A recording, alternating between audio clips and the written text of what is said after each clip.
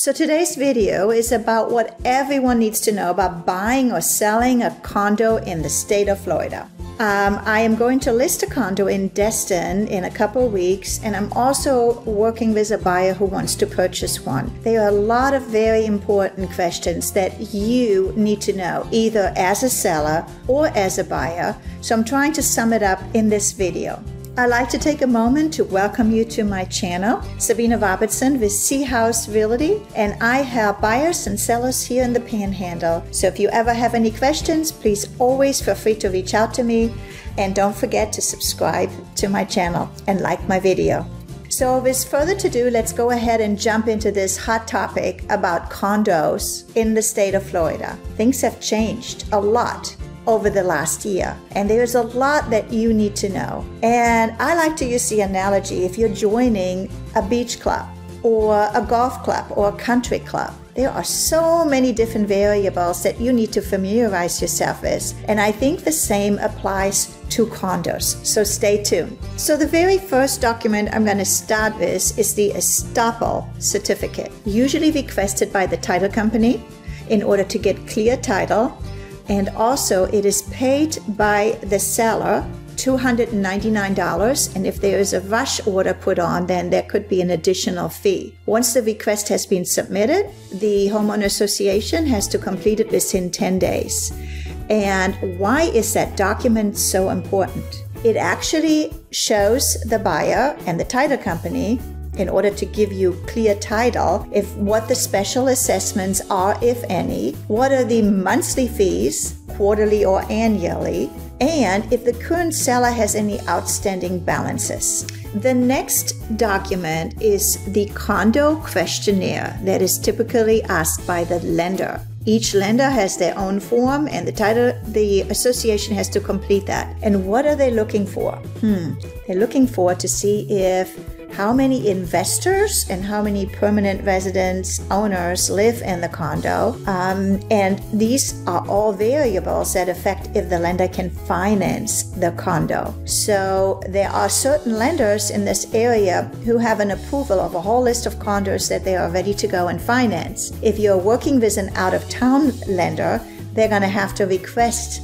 that document in order to know if they can finance that particular property. So that is kind of an important thing to know. So that's where the term warrantable and non-warrantable condos comes from. And I'm sure you have heard it, and that is a lender's question and process that they have to do. And it's different every single time. Every lender has their own criteria. So next, I'm actually going to show you a Condo Rider here used in the state of Florida, and I'm going to show you all the documents that the seller has to provide to the buyer to review, and also talk about the Milestone Inspection Report, and as well as the Structural Integrity Study. So let me start by reviewing the Condo Rider. We have a Condo Rider, and we also have a Homeowner Association addendum, because there are actually some areas where you require both. Some condos have their own association only, but then there are others, like in Destin Resort, where you also are part of a master association, and you have several different assessments. Association approval is not common here in the Panhandle, but it's a complete different ballgame in South Florida. So make sure you familiarize yourself in where you are buying a condo in the state of Florida. So I'm going to scroll down a little bit further, since this is not applicable here to the Panhandle.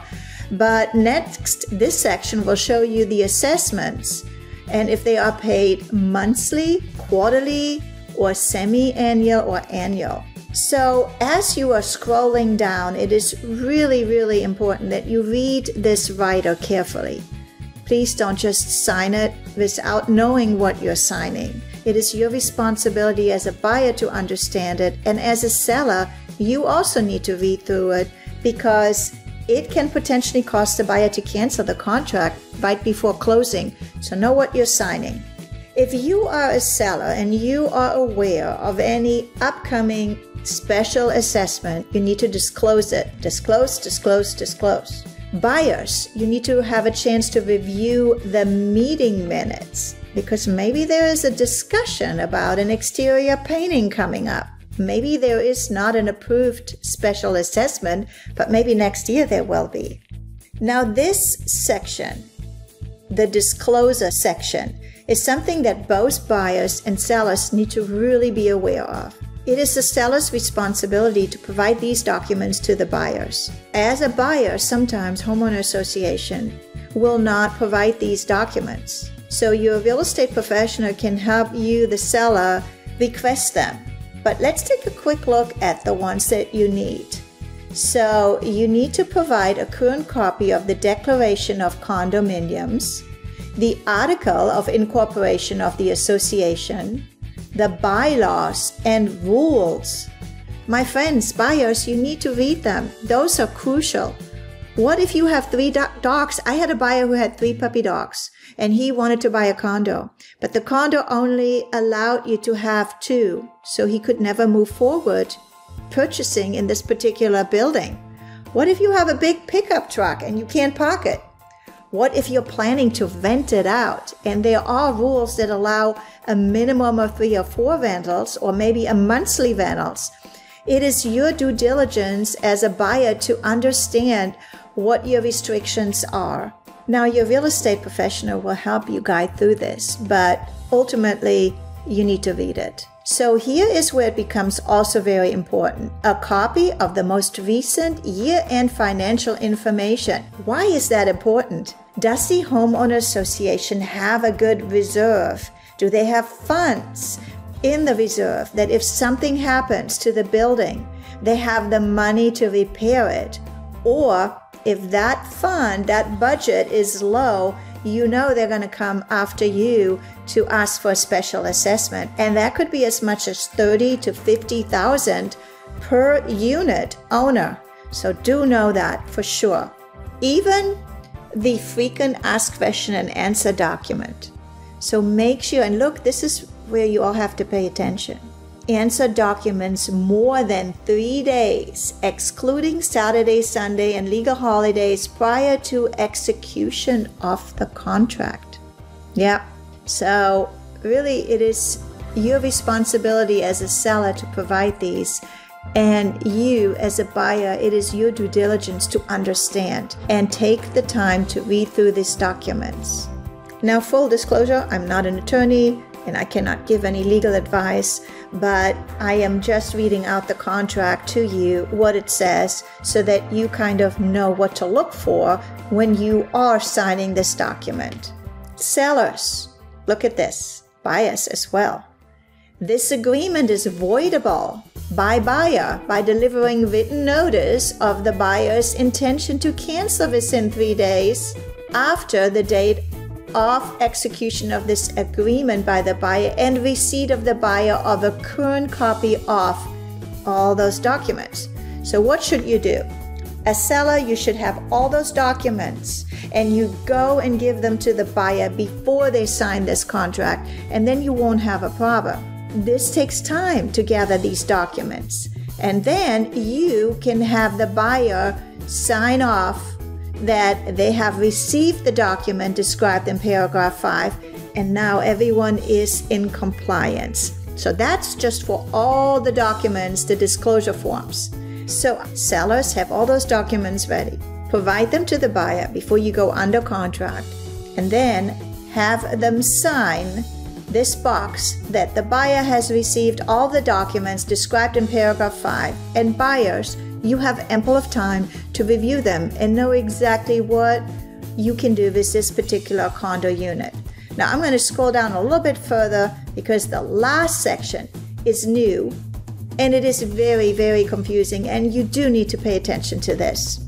After the collapse of the towers in South Florida, Miami, there are restrictions put on condos to keep you, the sellers and buyers, safe. And there are 2 types of reports and studies that need to be completed by the end of this year, 2024. So the first one is the Milestone Inspection Report Summary. And that is going to check that the building is safe and sound, and it must be done by the end of this year, December 2031, for any condo units that are older than 30 years. They also qualify that you have to have at least, in addition, every condo owner is now required, that is more than 10 years, to provide a structural integrity reserve study. So the buyer who has entered into this contract is entitled, at the seller's expense, to receive from the seller, before the sale of the property, a copy of the association's most recent structural integrity reserve study, or a statement that the association had not completed a structural integrity reserve study.